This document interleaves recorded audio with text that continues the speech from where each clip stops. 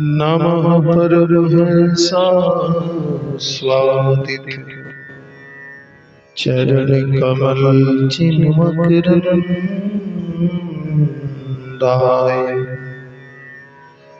भक्त जन मानस निवासाय श्री रामचंद्राय नारायणं नमस्कृत्य नरं चैव नरोत्तमं देवीं सरस्वतीं व्यासं ततो जयमुदीरये।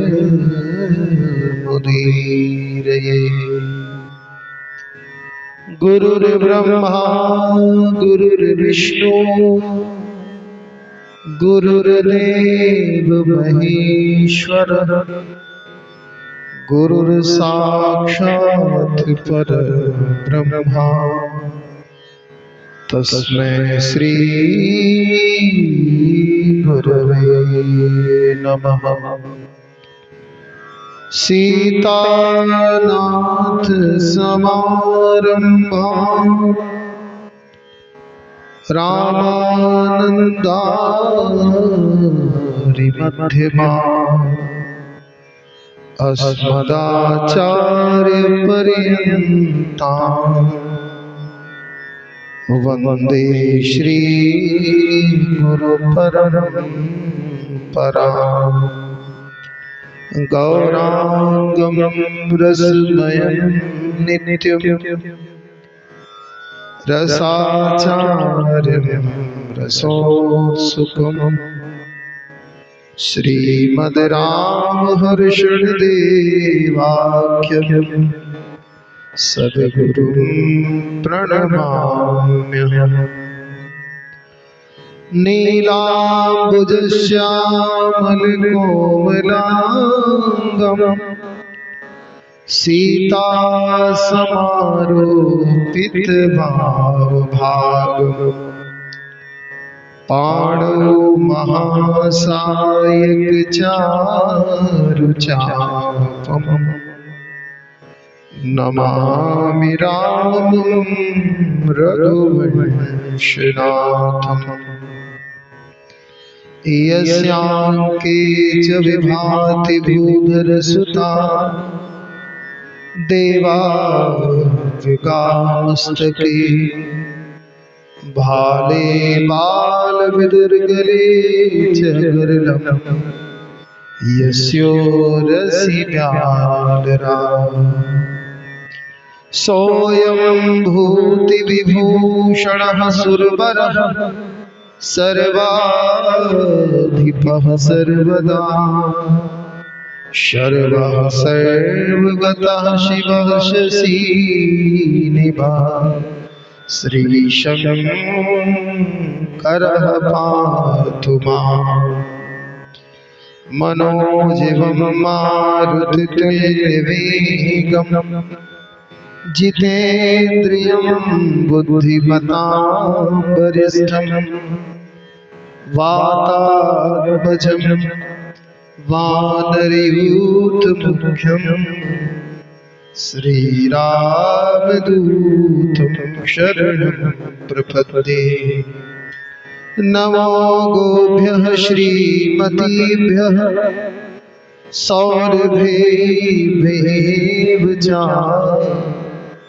नमः ब्रह्मसुताश्री पवित्राभ्यो नमो नमः।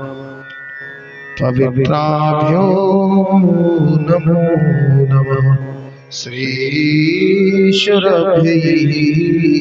नमः। बोलो श्री गौ माता की जय।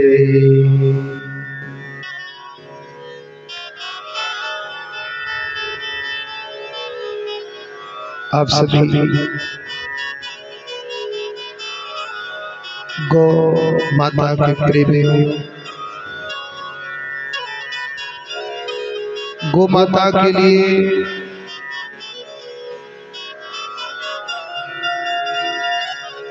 अपने जीवन में के क्षण को निकाल करके अपने जीवन के व्यवहार में अन्य अन्य वस्तुओं को कम महत्व देकर के गौ माता के लिए कार्य को अधिक महत्व देने वाले मेरे समस्त गौ प्रेमी बंधु भगिनी,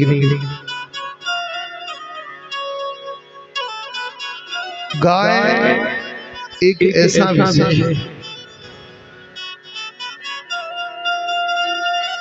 जो भारतवर्ष की संपूर्ण जीवन पद्धति का एक अवलंबन है। गावः प्रतिष्ठा भूतानां, गावः प्रतिष्ठा भूतानां, गावः स्वस्त्ययनं महः, गावो भूतं च वर्ध्य च गावः पुष्टिः सनातनी। गौ संपूर्ण मनुष्यों के जीवन का अवलंबन है।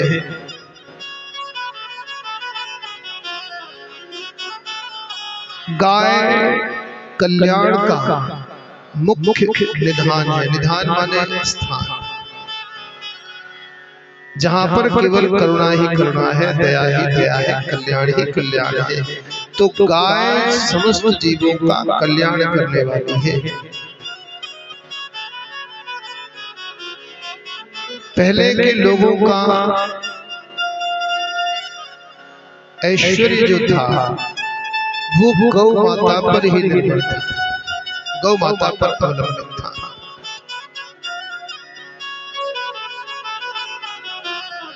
शास्त्रों में ऐसा वर्णित है कि जो सनातन संस्कृति को मानने वाले लोग हैं, भारतीय परंपरा के लोग हैं, उनका संपूर्ण जीवन गौ माता पर अवलंबित, गौ माता पर आश्रित। आगे की उन्नति भी गौ पर अवलंबित है। ये जो गाय है ना, तो गावो भूतम च मध्यम च गावः पुष्टि सिद्धि। सनातनी माने आदि काल, जब कुछ भी नहीं था तब केवल संसार के सारे धर्मों का अवलंबन केवल सनातन, सबसे प्राचीन, वहां पर गाय प्रमुख अवलंबन थी। लेकिन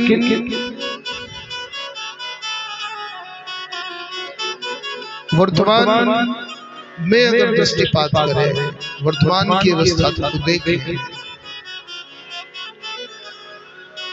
तो गाय के नाम पर प्रवचन तो खूब हो रहे हैं, कथाएं खूब हो रही हैं, बड़े बड़े मंच सजाए जा रहे हैं, बड़े बड़े वार्तालाप किए जा रहे हैं।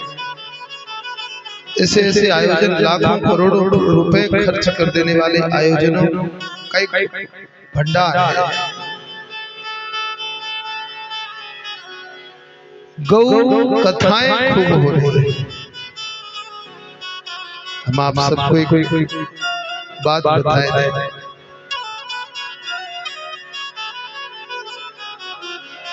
आज ही सुबह सुबह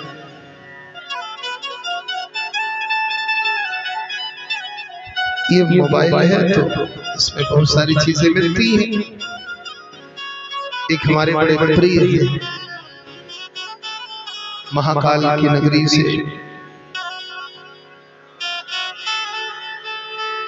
अजय बाबा नाम है।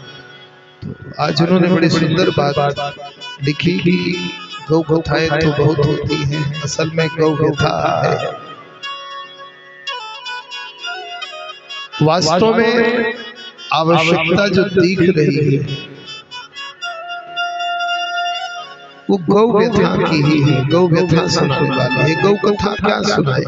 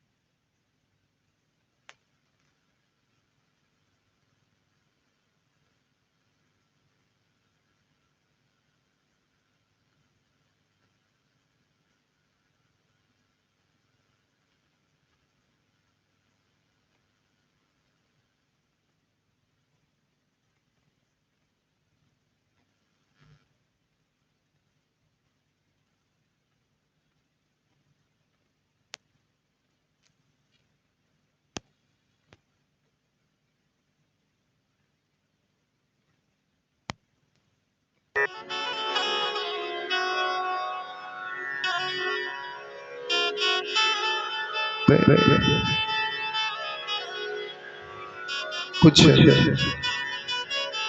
व्यवधान हो गया था, उसके लिए मेरी क्षमा प्रार्थी हुई। गाय की कथाएं खूब होती हैं, गाय के नाम पर मंच भी खूब सजाया जाता है, गाय के नाम पर आडंबर भी खूब किए जाते हैं। लेकिन वास्तव में अब समय गाय की कथा, मैं ये नहीं कहता कि गाय की कथा नहीं होनी चाहिए,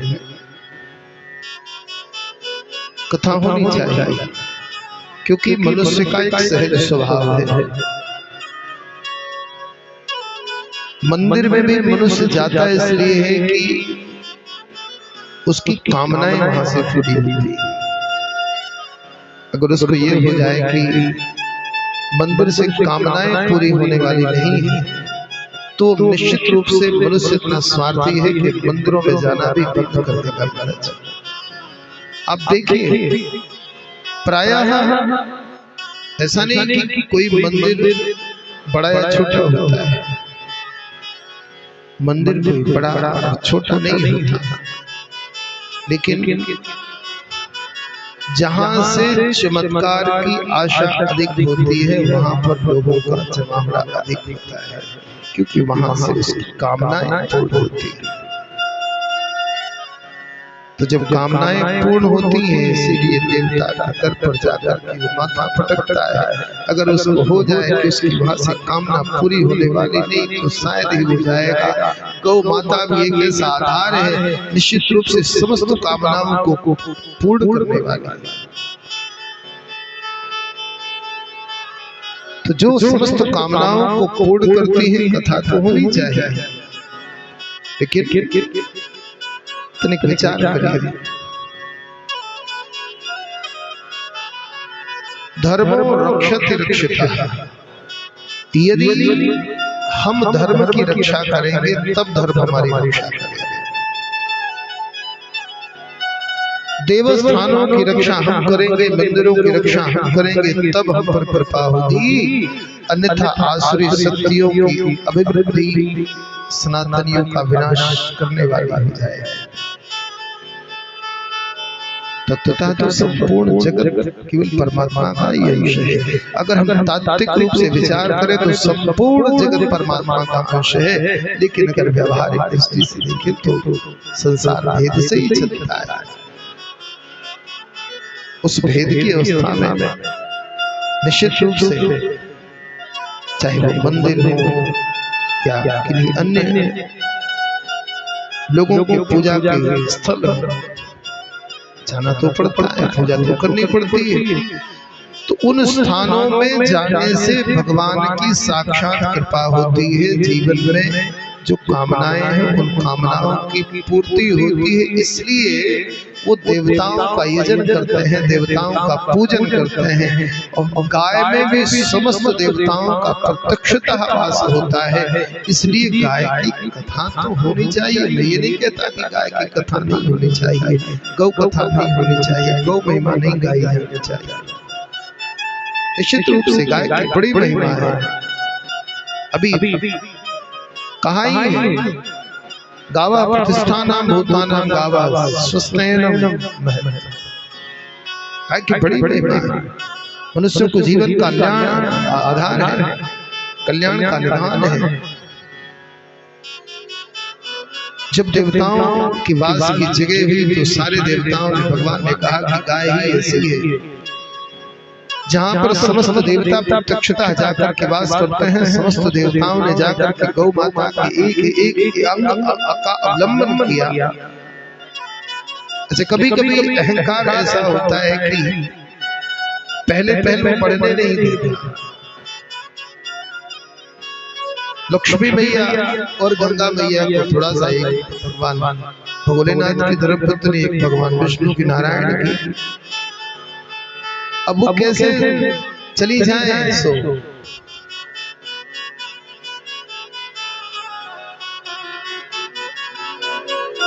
अब विचार किया कि क्या करें, कैसे करें। तब तक सारे देवताओं ने अपना अपना स्थान ग्रहण कर लिया। अब कोई स्थान शेष नहीं रहा। भगवान से कहा, प्रभु हम लोग कहाँ जाएं? भगवान ने कहा कि जो स्थान शेष है वही आप जाओ। तो केवल गोबर और गौमूत्र ये दो स्थान शेष रह गए। गंगा ने आश्रय ग्रहण किया गौमूत्र का, और लक्ष्मी ने आश्रय किया ब्रह्म ग्रहण किया। इसलिए गोबर को लक्ष्मी का भी स्वरूप कहा जाता है। और एक चीज हम बता दें महाराज, गाय ही ऐसा है, जितनी योनियां हैं संसार में, तो गाय की योनि ही ऐसी है जिसका पृष्ठ भाग पवित्र होता है। ये शास्त्रों में वर्णित है। आजकल हम कई बार मनमाना आचरण करते हैं, मनमाना व्यवहार करते हैं, और उस मनमाना व्यवहार का कारण होता है कि हम लोग भटकते हैं। गाय का पृष्ठ भाग गोबर और गौमूत्र अधिक पवित्र होता है, पूजा के काम आता है। गाय अगर जूठा कर दे, यज्ञ कर्म हो रहा है, जूठा कर दे तो वो जूठा माना जाता है। लेकिन अगर गौमूत्र कर दिया, गोबर कर दिया तो वो पवित्र हो जाता है। और गाय के गोबर और गौमूत्र में वो सामर्थ्य है महाराज, गंगा का भी सामर्थ्य नहीं है। लेकिन जो संपूर्ण लोगों को पवित्र करने वाली है, जो संपूर्ण विश्व की माता है, गाय विश्व माता, गाय संपूर्ण विश्व की माता है।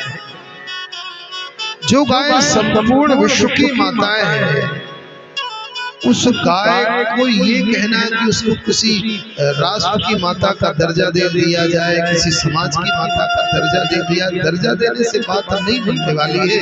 आज जो दुर्दशा है, उस दुर्दशा से अगर हम उसकी मुक्ति करा दे, मनुष्य को विवेक दिया हुआ है, और उस विवेक का आश्रय लेकर के गौ माता की वास्तविक स्थिति है कि उसको जो स्थान गाओ विश्व माता, गाय संपूर्ण विश्व की माता है, और उस विश्व की माता का दर्जा उसको स्वाभाविक रूप से उसके हमारे अपने कर्तव्यों के माध्यम से ही मिल सकता है।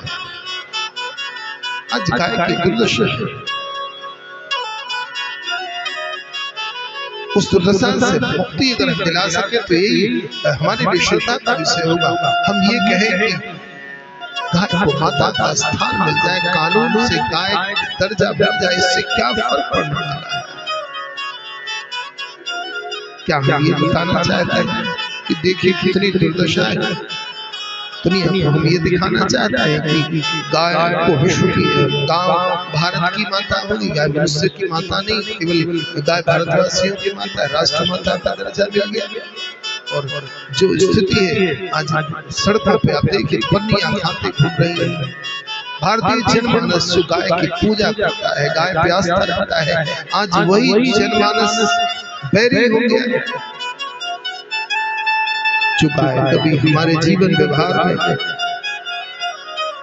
हमारे साथ रहते थे, आज वो उसके रहने के लिए समस्या खड़ी हो गई, सड़कों पर मारे मारे फिर रही है।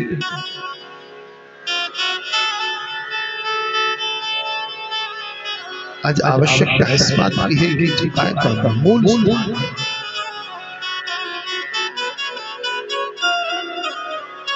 धन्यवाद, बहुत बहुत धन्यवाद। जो मूल स्थान है उस स्थान को प्राप्त करा दे, इसी में कल्याण हो जाए, इसी से उद्धार हो जाए। लेकिन नहीं, अभी जितना देखने में आ रहा है, जितना समझ में आ रहा है,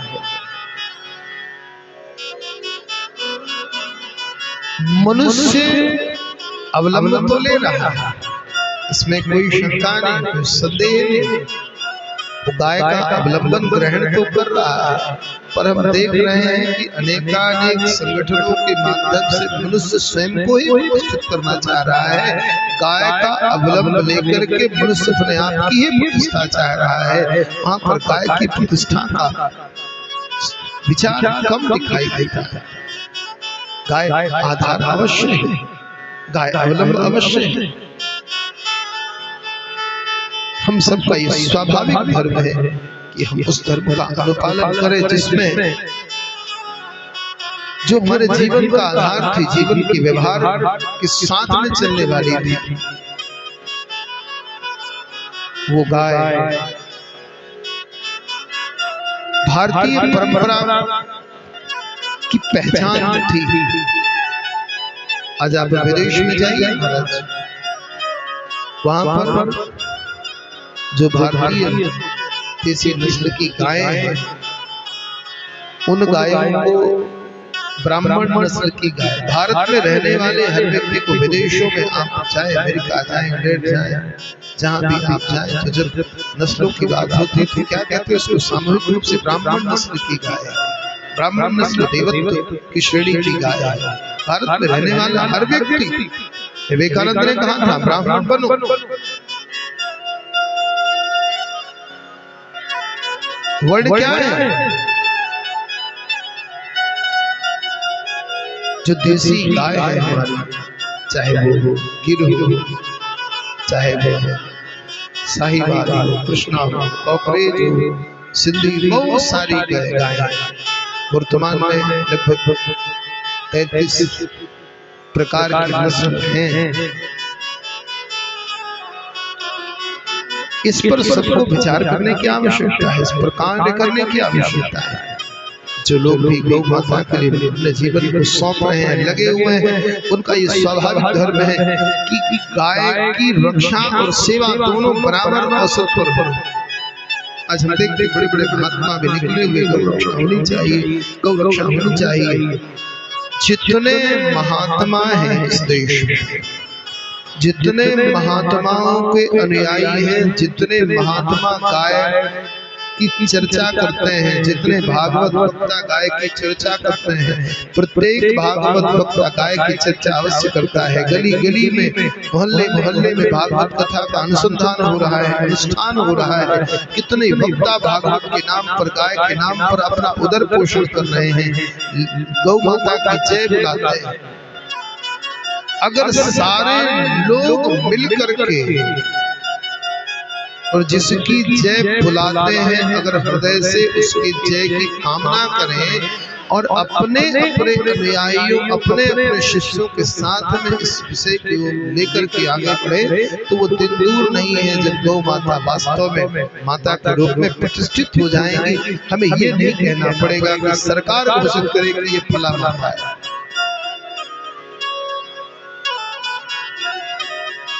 लेकिन हम अपेक्षा क्या करते हैं? दूसरों से अपेक्षा करते हैं।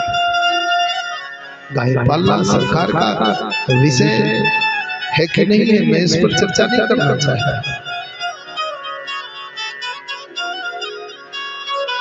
कोई विषय जब सरकारों तक पहुंच जाता है तो इसका मतलब है कि आम व्यक्ति उस विषय पर अक्षम है। और हमारी अक्षमता, अगर सरकार से हम यह आशा करते हैं तो इसका मतलब हम अक्षम है। और हम कितने विषयों पर अक्षमता प्रकट करें? अक्षमता हमारा कल्याण नहीं कर सकती।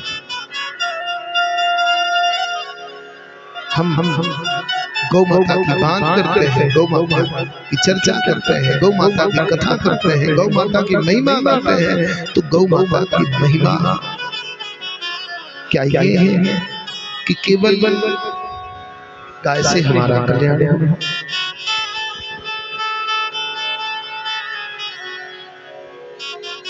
जीवन में किसी के कितना भी कोई घोर कष्ट से कष्ट क्यों ना हो,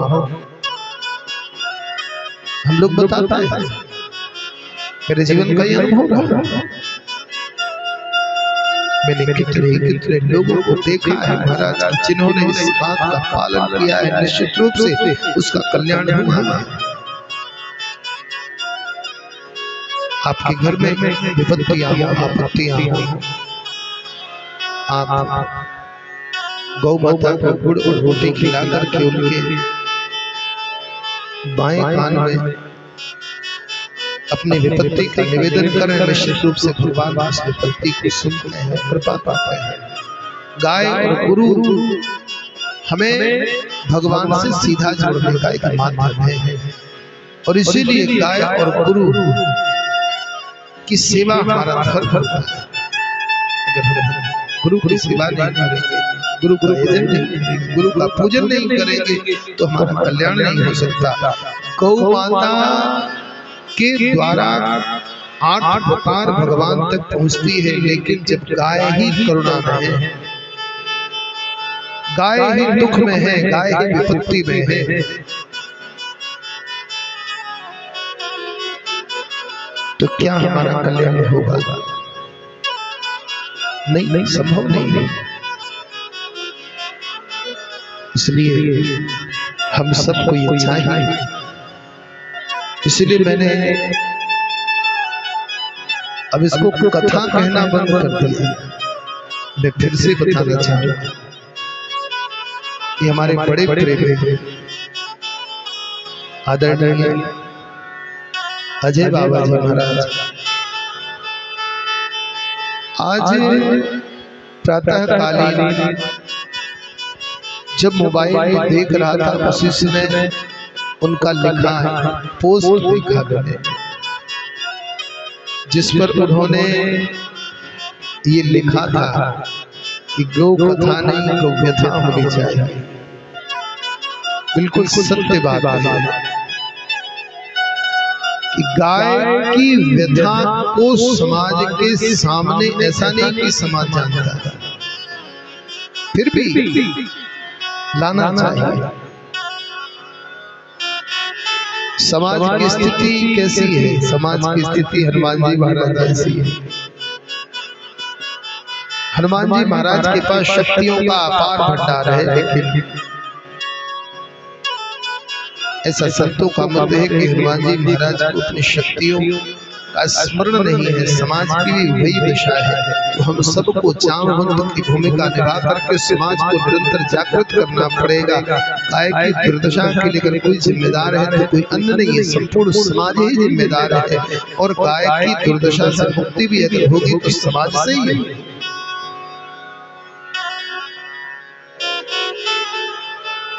गाय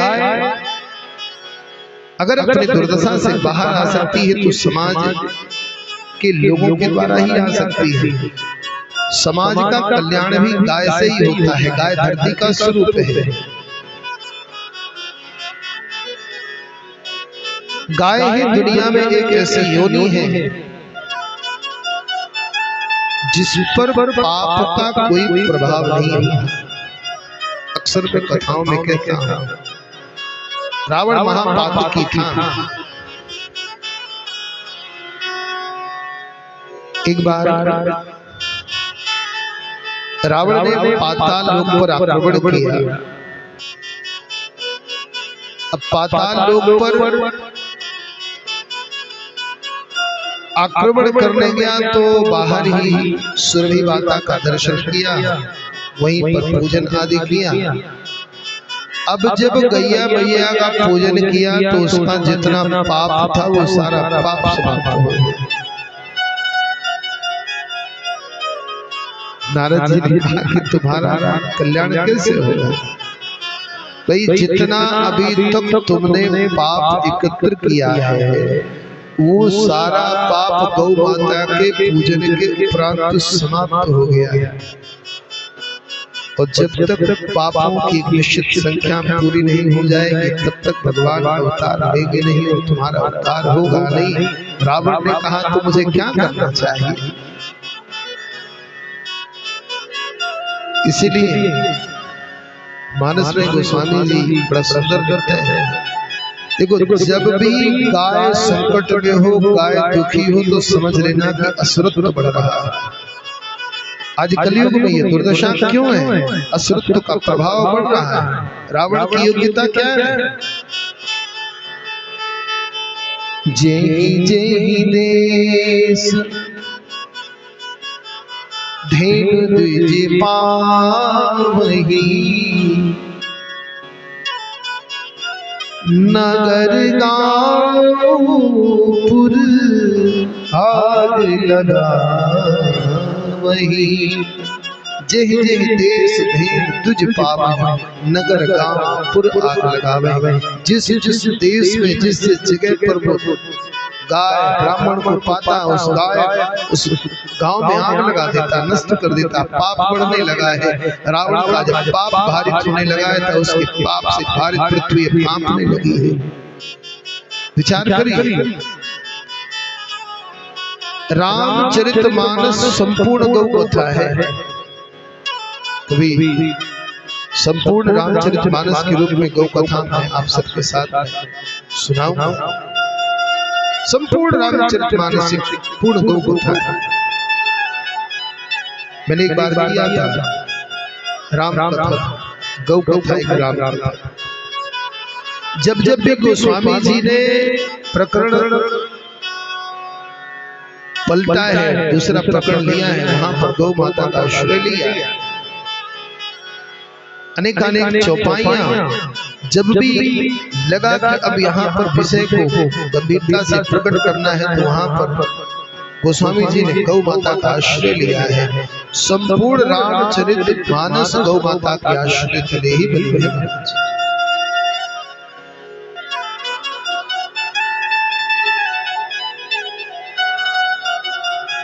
गाय केवल गोबर और मूत्र नहीं देते, गाय आपके मानस पटल को स्वच्छ करके संतुलित करके आपके अंदर एक चेतना भरती है। उस चेतना का परिणाम रामचरितमानस से परम दिव्य ग्रंथ के रूप में प्रकट होता है, जो संपूर्ण मानवता का मार्गदर्शन करता है। गाय ये नहीं कहा कि गाय ब्राह्मणों की माता है, गाय क्षत्रियों की माता है, गाय वैश्यों की माता है, गाय शूद्रों की माता नहीं, गावो विश्व माता, गाय संपूर्ण विश्व की माता है। उस पर कोई पाप का भार नहीं होता।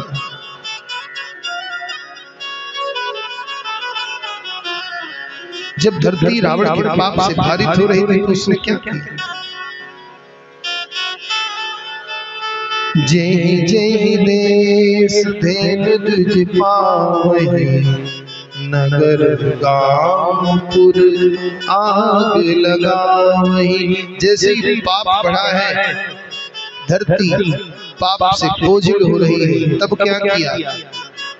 धेनु रूप धरी हृदय विचारी, गई जहाँ सुर मुनि झारी, गई जहाँ सुर मुनि झारी। जब गाय पृथ्वी ने गाय का स्वरूप धारण किया है, तब उसके पाप कम हुए हैं।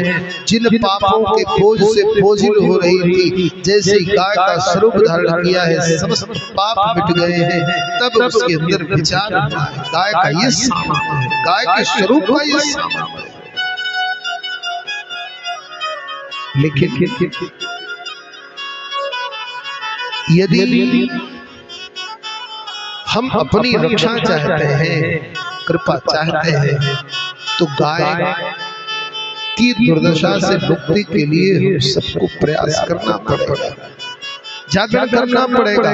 ऐसा नहीं कि समाज करता नहीं, समाज करता। जितने भी कथावाचक हैं, जितने भी आचार्य हैं, जितने भी सनातन के अवलंबी हैं, जो लाखों लाखों शिष्यों के साथ में संपूर्ण सनातन की ध्वजा को फहराने का दम करते हैं, ऐसे समस्त लोगों को इस विषय को लेकर के आगे आना चाहिए। यदि हम सब लोग मिलकर के गौ माता के कल्याण की कामना करेंगे तो निश्चित रूप से संपूर्ण मानवता का कल्याण होगा, संपूर्ण राष्ट्र का कल्याण होगा। भारत पुनः एक बार अपनी गौरव गाथा के रूप में जिसकी महिमा गाई जा रही थी, भारत पुनः स्थान पा सकता है। शास्त्रों ने गाय की चर्चा क्यों की, सनातन संस्कृति के आचार्यों ने गाय की चर्चा क्यों की, इसका विषय इतना गहरा है महाराज, इतना गहरा है, इस पर चिंतन की अत्यंत आवश्यकता है। संपूर्ण मानवता के कल्याण के लिए इस विषय को लेकर के आगे बढ़ने की आवश्यकता है।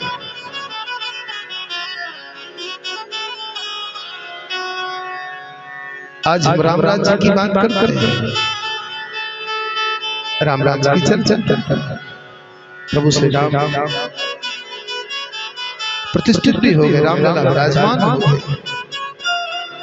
आज जरूरत है भगवान का अवतार, विप्रदेव सुर सुर लीन मनुज अवतार, को तुझ देव देव हितकारी, कृपा सिद्ध मानस धारी।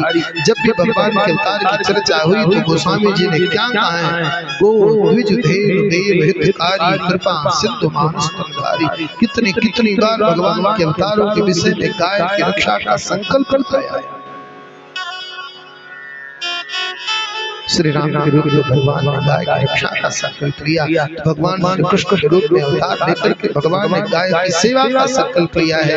महाराज जब तक वृंदावन में भगवान ने गाय चराई है, जब तक वृंदावन में भगवान रहे हैं, कभी पादुकाएं धारण नहीं की है, नंगे पैर गाय चराई है। महाराज भगवान का कितना सुंदर भाव है। और इसीलिए गोपियों ने भगवान की स्तुति करते समय वृंदारण्यम सपदगमनम प्राविशन्ति कीर्ति। जब भगवान वृंदावन में प्रवेश करते हैं तो सपद रमणम, अपने पद से रमण करते हुए प्रवेश करते हैं। भगवान पादुका धारण नहीं करते। भैया ने कहा लाला कांटा लग जाएगा। माँ ने कहा भैया या गैया मैया ने तो कांटा ना लगो, या गैया मैया नंगे पाँव जाए तो हम भी कुछ चलाने थाई ऐसे नंगे पाँव जाए।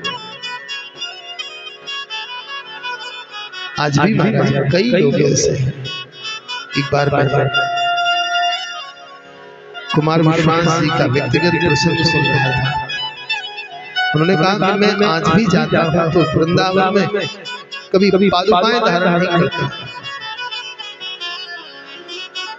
वृंदावन की रज का एक अपना अलग महत्व है। क्यों? क्योंकि वो गोरज है। भगवान का नामकरण भी हुआ तो कहाँ हुआ, उसमें गोष्ठ में हुआ। भगवान की क्रियाएं, भगवान जब ताड़क पूतना का वध करते हैं, पूतना के वध के उपरांत जब माताएं पवित्र करती हैं तो गोपुच्छ प्रमाणावरवी गोमूत्रेण स्नापित्वा पुनर्गोरंचा सार्वभौम श्लोक आया है। शिवदेव जी कहते हैं परीक्षित पूतना को स्पर्श करने के बाद माताओं ने भगवान कृष्ण को पवित्र किया है। कैसे? गोमूत्रेण स्नापित्वा पुनर्गोरंचा सार्वभौम, गौ से स्नान करवाया, गोबर का लेप किया, फिर स्नान करवाया, फिर गोपुच्छ प्रमणादेवी और गाय की पूंछ से ऐसे उतार करके और फिर उसका रंग का झाड़ा किया है। भगवान कृष्ण को भी जो उनकी आधियों व्याधियों से छुड़ाने का सामर्थ्य रखती हुई गौ माता निश्चित रूप से संपूर्ण विश्व की माता है। वो विश्व मात्रा सबका कल्याण करने वाली है। महिमा होनी चाहिए, कथाएं होनी चाहिए, लेकिन आज जिस तरह से दुर्दशा हो रही है तो गाय की व्यथा कौन कहे, गाय की व्यथा देखनी चाहिए। आज दर दर पर भटकती वो धर्म की मूर्ति साक्षात देवताओं काश्य स्थल गाय पन्नियां खाते, झूठा खाते, बड़े बड़े यज्ञ अनुष्ठान होते जहां पर बड़े बड़े भंडारे होते, गाय की कथा के नाम पर लाखों रुपए इकट्ठे होते और अंत में जब वो पत्तल फेंका जाता तो गौ माता वहीं जाकर झूठे पत्तलों को खाती है। कितना बड़ा अपमान है। देखो सबका भोजन अपना भोजन होता है। आजकल एक बड़ी कुरीति चल पड़ी है। लोग भंडारा करेंगे, बोले क्या है, बोले गौ भंडारा। तो गौ भंडारा में क्या करेंगे? पूड़ी सब्जी और पत्तल लगाए। हम हर अच्छा अब कोई गैया अगर भंडारा करे तो अगर वो भूसे का भंडारा करके हमको आमंत्रित करे तो कैसा लगेगा? प्रकृति ने सबके निर्माण के समय उनकी संरचनाएं बनाई। आंत ऐसी होती है कि मनुष्य की आंख अलग होती है, शेर की आंख अलग होती है, कुत्ते की आंख अलग होती है, गौ माता की आंख अलग होती है। गौ माता को भूसा चारा ही अच्छा लगता है, दलिया पक्की अच्छी लगती है, भंडारा करता है। हमारे यहाँ एक बड़े अच्छे सज्जन हैं, राजस्थान के हैं, वो हमारे नगर में मिठाई की दुकान चलाते हैं। बड़ा सुंदर सत्कर्म का भाव उनका रहता है। वो अपनी दुकान की पहली बिक्री गौ माता के नाम से रखते और जब पैसा कुछ इकट्ठा हो जाता तो गौ भंडारा करते, गौ सेवा के लिए समर्पित करते। एक बार भंडारा हमने करवाया, बढ़िया दलिया पका करके तेल के साथ में, गुड़ के साथ में। भंडारा गाय का करना है तो जो गाय खा सके। हम करते क्या है, कथा तो गौ की करते हैं, भंडारा मनुष्य का करते हैं। और मनुष्यों का फेंका हुआ एक पत्तल कौन सा उपयोग करते हैं, डिस्पोजल जहर। तो अब वो हमने फेंका, गौ माता ने जाकर उसको ग्रहण किया तो पेट में गई फंसी और पन्नियां ही पन्नियां गौ माता के पेट में। तो हमने भंडारा किया कि सत्यानाश किया, हमने कथा किया कि हमने दुर्गति की। गाय के नाम की कथा करके लोगों को इकट्ठा करके भंडारा करना और भंडारे का जूठन गौ माता को खिलाकर दुर्गति करना, ये धर्म है क्या? ये महाधर्म हो जाता है। इस पर विचार करने की अत्यंत आवश्यकता है। समस्त मनीषियों को, आचार्यों को इस पर सोचने की आवश्यकता है कि आज हम बढ़ कहाँ रहे हैं, किस दिशा में जा रहे हैं, मनुष्य कहाँ जा रहा है। इसका विचार अगर हम भारतीय नहीं करेंगे तो कौन करेगा? भारतवर्ष का नाम पुण्य भूमि है। बाकी संसार की जितनी भूमियां हैं सब भोग भूमियां हैं, लेकिन भारतवर्ष को पुण्य भूमि कहा गया है। पुण्य भूमि अगर है तो यहाँ के रहने वालों की मनसा को प्रकट करने का ये शब्द है। लोग पुण्य पर विश्वास करते हैं, पाप पर विश्वास करते हैं। हम जीवन के प्रत्येक क्रिया और प्रतिक्रिया को पाप और पुण्य के भाव से देखते हैं, विचार करते हैं। शास्त्रों में इन सब की विवेचना है। गुण अवगुण जाने सब कोई, गुण और अवगुण जानता सब कोई है, लेकिन समस्या है कि जिसको जो अच्छा लगता है, जो भाव उसका, वही करता है।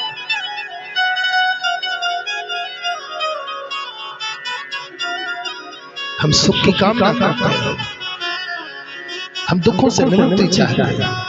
हम ये चाहते हैं कि देवता हमारी पुकार को सुने, पर कृपा करे, हमारा उद्धार करे। उसके लिए गाय का आश्रय लेते हैं। बहुत सुख की लालसा में हम गाय का आश्रय लेकर के अपने दुखों की निवृत्ति चाहते हैं, सुख चाहते हैं।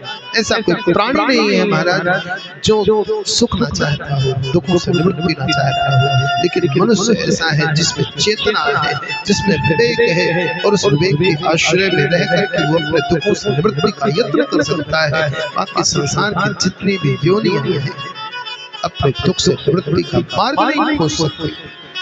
वहां पर मनुष्य का धर्म बन जाता है कि समस्त जीवों को कल्याण की कामना करते हुए जितना उससे हो सकता है उतना वो प्रयास करे। और गौ बाकी तो जितने हैं, हाथी हो, घोड़ा हो, गधा हो, सुअर हो, भैंस हो, कुत्ता हो, बिल्ली हो, सबके लिए कोई न कोई करने वाला है।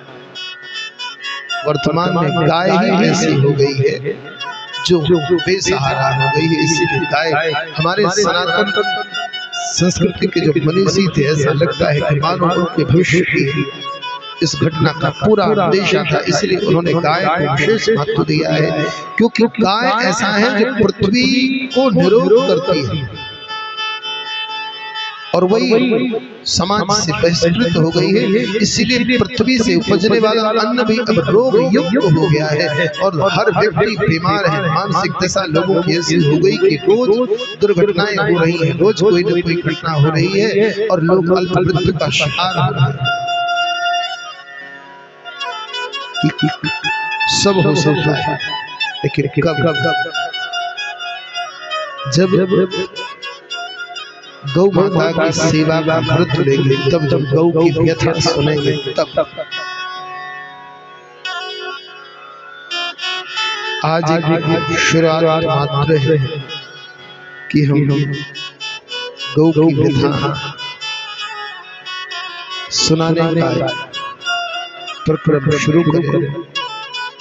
आपके साथ में हम कुछ भजनों को लेकर के भी बैठेंगे। हमारे कुछ लिखे हुए भजन जो गौ कथा के लिए हमने लिखे थे, ताकि आप सबका मनोरंजन भी होता रहे और भजनों के माध्यम से गौ को पुकार भी आप पहुंचती रहे।